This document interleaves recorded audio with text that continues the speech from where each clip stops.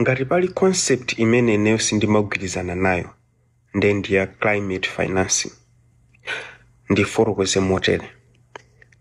Kalekalero maiko amene mukuwaona panopa kuti ndi olemera analemera chifukwa anaononga chilengedwe.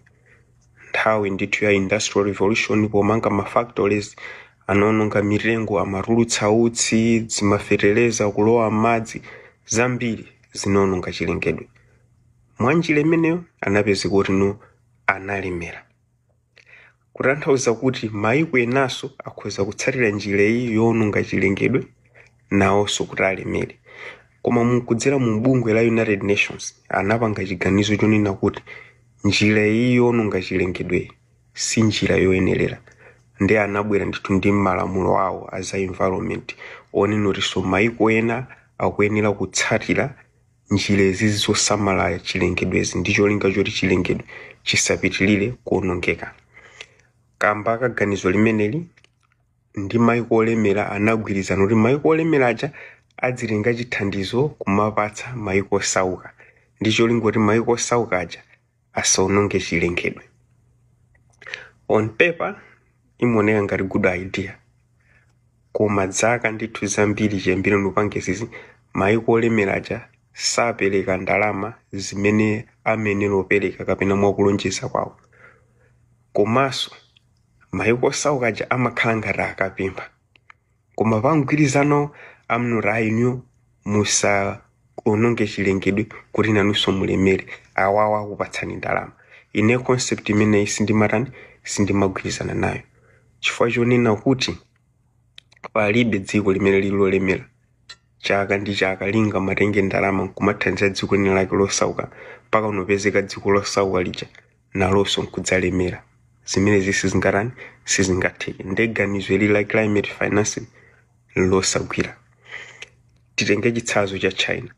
China mutizaka tomwe tilera mbuyo inali dziko losauka ma 90s. China inali dziko losauka.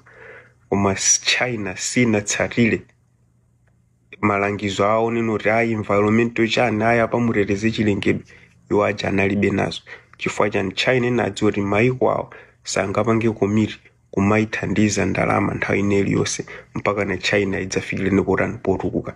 Oti ku China kunafika kuti amaononga chilengedwe chija mpaka na anthu amavala mamask. Before COVID kubwera cha anthu ku China nkuravala kale mamask foti mpweya ukumeneko unali wa polluted. Koma pano tunena pano kudzera njira zomwe zoononga chilengedwe China pano ndi dziko lolemera. Tsono ife ku Malawi kapena ku Africa tipange chani?